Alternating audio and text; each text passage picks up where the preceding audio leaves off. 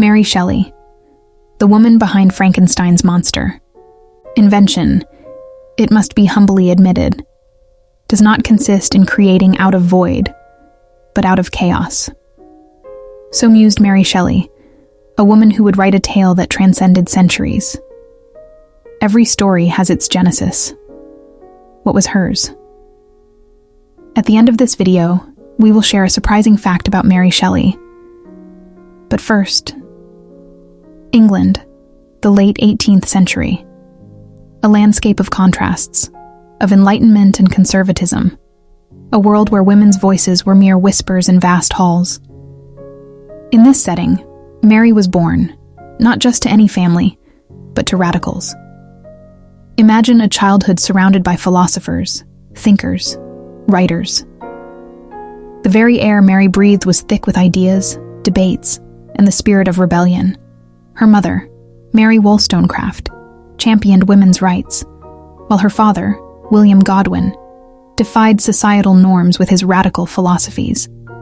But life wasn't just intellectual stimulation. It bore sharp thorns of tragedy.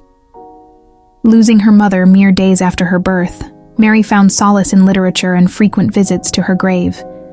Maybe it was her way of connecting, conversing. As years flowed, Mary's heart and mind matured. London wasn't just a city for her. It was a trove of stories, of myriad faces and myriad lives. And amongst these, she met someone who set her heart and world aflame. Percy Bysshe Shelley. The very name evokes images of romantic poetry and radical ideas. Their relationship, though filled with passion and intellect, was marked by society's scandalized whispers. Together, they ventured across Europe, embracing life, love, and poetry. Amid these journeys, a fateful summer in 1816 on Lake Geneva's shores would etch history. A summer that would give birth to a monster, to a tale that echoed man's deepest fears and ambitions. The challenge was simple, yet profound. Could one craft a tale that chilled the bones, that questioned existence itself? Amidst the relentless rain and the shadow of nature's might, Mary found her muse. My dreams were all my own. I accounted for them to nobody. They were my refuge when annoyed, my dearest pleasure when free. Draft after draft, night after night, Mary wrestled with her thoughts, giving life to Dr. Frankenstein and his creature. When the world first read Frankenstein, reactions were mixed. A tale so profound, so unsettling, it rattled the very core of readers. And amidst praises and criticisms, a question arose. Could such a work be the brainchild of a woman? Yes, many believed it was Percy's work. After all, society dictated that a woman could not possibly conceive such a narrative.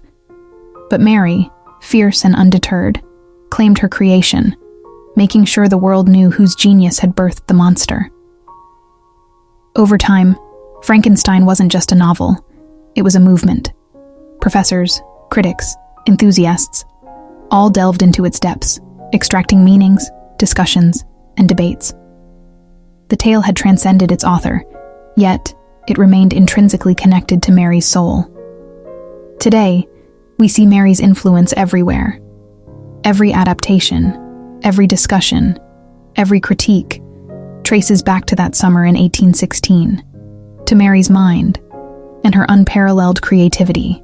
I do not wish women to have power over men, but over themselves. Mary's legacy wasn't just Frankenstein.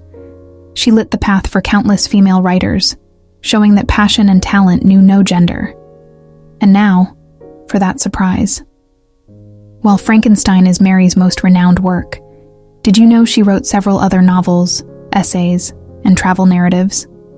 A life so rich, so multifaceted, that one masterpiece is but a fragment of her genius. The beginning is always today. As we close this story, let's not just remember Mary Shelley, the author. Let's celebrate Mary, the rebel, the lover, the mother, the icon. And if her journey has touched you, share her tale. For stories are immortal when shared.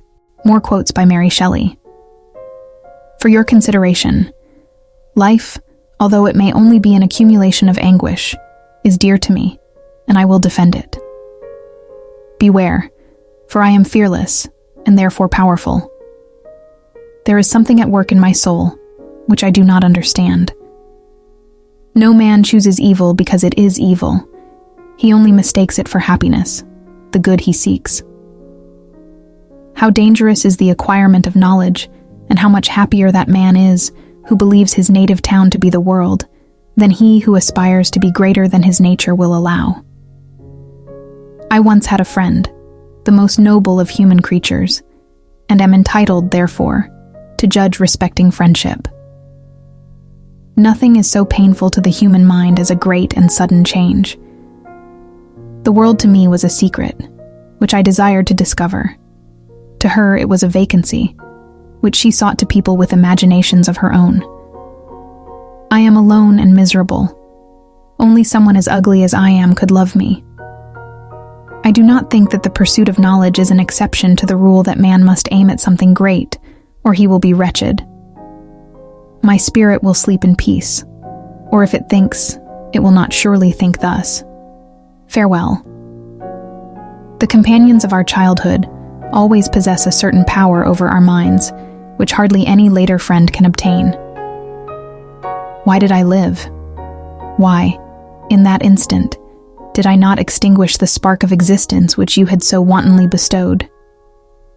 I ought to be thy Adam, but I am rather the fallen angel. Man, I cried, how ignorant art thou in thy pride of wisdom. With how many things are we on the brink of becoming acquainted, if cowardice or carelessness did not restrain our inquiries. Yet, I seek not a fellow feeling in my misery. No sympathy may I ever find. The beauty of the dream vanished, and breathless horror and disgust filled my heart.